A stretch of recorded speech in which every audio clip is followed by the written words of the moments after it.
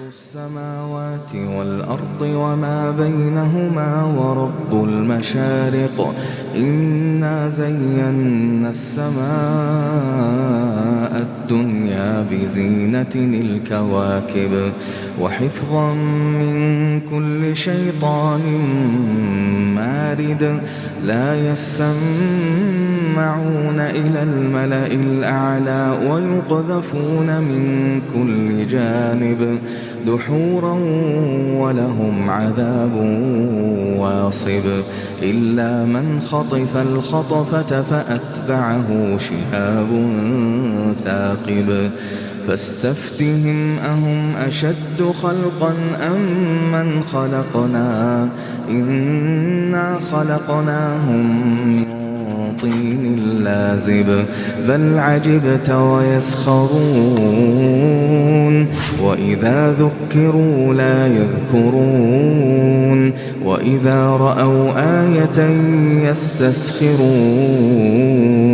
وقالوا إن هذا إلا سحر مبين أإذا متنا وكنا ترابا وعظاما أإنا لمبعوثون أو آباؤنا الأولون قل نعم وأنتم داخرون بعد كام يوم هنبدأ السنة اللي الناس كلها بتتكلم عنها وهي تالتة ثانوي.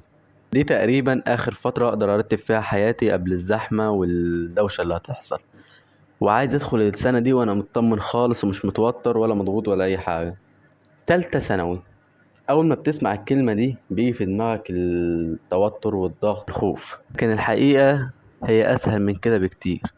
لكن الحقيقة إن أكتر غلطة ممكن تعملها هي إنك تستنى أول يوم دراسة علشان تقرر تبدأ. أكتر حاجة بتضيع الناس إنهم داخلين السنة وهم مقتنعين إنها مستحيلة. أنا مش هقول إنها مستحيلة، لكنها سنة زي أي سنة. الفرق الوحيد إنها محتاجة التزام أكتر بس، وإنت معلكش حاجة غير إن السعي والنتيجة دي على ربنا. وحاول على قد ما تقدر إنك تحافظ على صحتك، على الأقل لو بتتمرن واظب على التمرين، مثلا لو من يومين ل3 أيام في الأسبوع.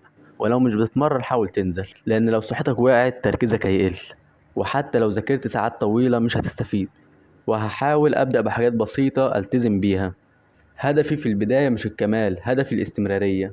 يمكن بعد سنة من الفيديو ده أفتكر إني كنت واقف هنا قبل ما كل ده يبدأ. ادعولي السنة دي تكون خير ليا والخير لأي حد داخل تالتة ثانوي، وإن ربنا يوفقنا ويوفق كل واحد. ودي كانت بداية الرحلة، والحكاية لسه ما خلصتش، ودي مجرد بداية الرحلة، واللي جاي هعيشه معاكم خطوة بخطوة. ولو انت كمان عايز تغير حياتك، افتكر ان البداية مش لازم تكون مثالية، المهم انك تبدأ. هنروح نحضر الوجبة التانية ونيجي. الوجبة الأولى عبارة عن 70 جرام شوفان وموزتين و4 تمرات أو 3 على حسب يعني. ولو في أي مكسرات عايز تحطها عليها، إننا بفضل التضخيم وكده. إن شاء الله يا شباب هنخلص الوجبة دي ونشتغل شوية وننزل الجيم. أشوفكم لما أنزل. لسه مخلصين دلوقتي أهو يا شباب. هنجهز الشنطة دلوقتي ونروح على الجيم. أو آباؤنا الأولون قل نعم وأنتم داخرون فإنما هي زجرة واحدة فإذا هم ينظرون وقالوا يا ويلنا هذا يوم الدين هذا يوم الفصل الذي كنتم به تكذبون احشروا الذين ظلموا وأزواجهم وما كانوا يعبدون من دون الله فاهدوهم إلى صراط الجحيم وقفوهم إنهم مسؤولون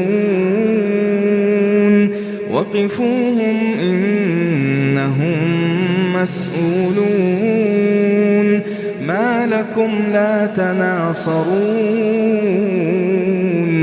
بل هم اليوم مستسلمون وأقبل بعضهم على بعض يتساءلون قالوا إنكم كنتم تأتوننا عن اليمين قالوا بل لم تكونوا مؤمنين وما كان لنا عليكم من سلطان بل كنتم قوما طاغين فحق علينا قول ربنا إنا لذائقون فأغويناكم إنا كنا غاوين فإنهم يومئذ في العذاب مشتركون إنا كذلك نفعل بالمجرمين إنهم كانوا لسه مخلصين اهو يا شباب. دي الوجبة الرابعة. كان في اللي هي الوجبة التانية اللي هي بعد التالتة اللي هي بعد التمرين، بس معرفتش اصورها. كانت عبارة عن 200 جرام فراخ ورز، والوجبة الرابعة اهي عبارة عن رز وبطيء. بس لما كانش فيه رز كنت بعمل مكانه اندومي، اي حاجة مثلا بتساعد على التضخيم. اهم حاجة متنساش السبسكرايب يا اخويا واللايك وكومنت رايق زيك كده يا اخويا. اشوفكم في الفيديو الجاي.